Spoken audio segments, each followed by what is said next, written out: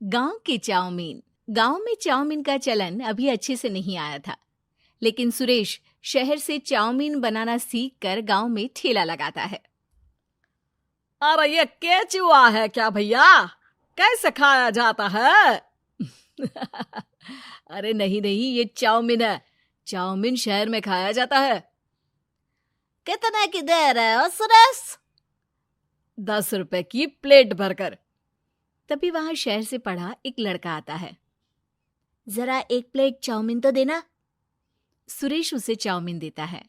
उसे चाउमीन खाता देख गांव वाले भी उससे चाउमीन ले लेते हैं और खाने लगते हैं। अरे वाह सुरेश भैया, कमाल की बनाए हो। 2 प्लेट मेरे बच्चों के लिए भी पैक कर दो। बस फिर क्या था, सुरेश का ठेला लगता है और चाउमीन खरीदने वालों की लाइन लग जाती है। तभी वहां से गांव का साहूकार होकर गुजरता है। और ये क्या भीड़ लगी है?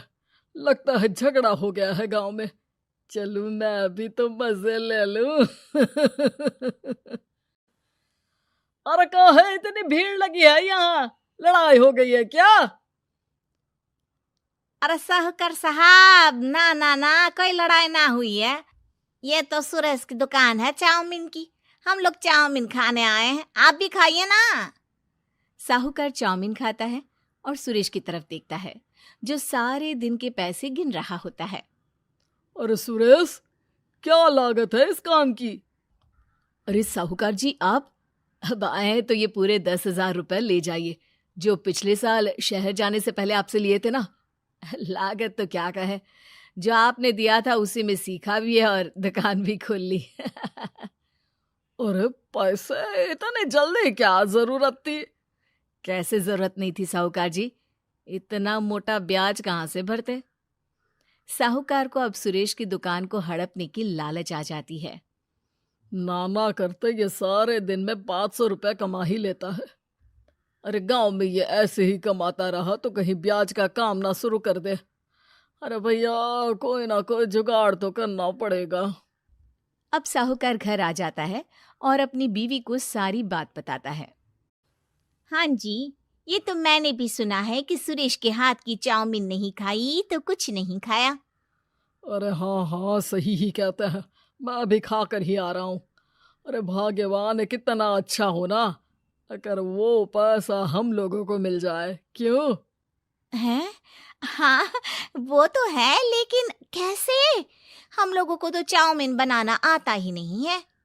साहूकार और उसकी बीवी अब रोज चुपके से सुरेश के घर जाते हैं और खिड़की से उसे चाउमीन बनाते देखते। अब क्या था, दोनों को चाउमीन बनाना आ जाता है। फिर एक रोज, और सुरेंद्र, तुझे साहूकारनी ने बुलाया था। बोल रही थी कि बेटे के जन्मदिन में 10 किलो चाउमीन का ऑर्डर देना है। बना दोगे ना? अरे हाँ हाँ साहूकार जी, मैं जरूर बना दूंगा। कब देना है घर में 10 किलो चाउमीन? अरे वो तो तू घर आकर बता कर लेना, मैं नहीं बता पाऊंगा।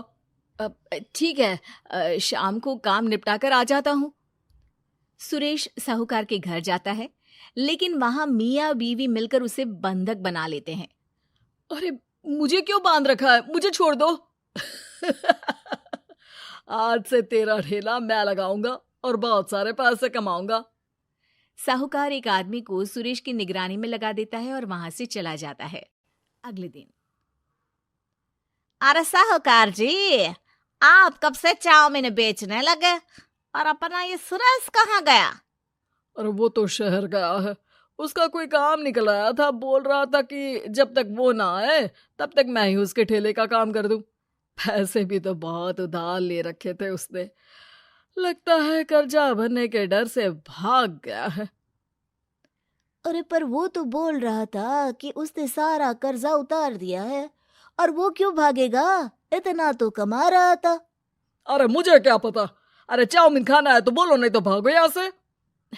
अरे हाँ हाँ, दे दो दे दो। अब तो चाउमीन खाना पूरे गांव के लोगों के लिए आदत ही बन गया है। ना खाओ तो नींद ना आए। हाँ हाँ, तो लो और निकालो 50 रुपए। 50 रुपए क्यों? सुरेंद्र तो 10 रुपए में देता था। अरे वो पागल था, मैं थोड़ी ना हूँ। गांव वाले, जिनको चाउमीन की लत लग गई थी, वो करते भी क्या? दे दो और ये लो 50 रुपए।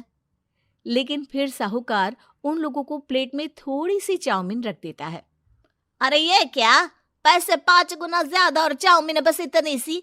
अरे साहूकार साहब, भगवान से तो डरो।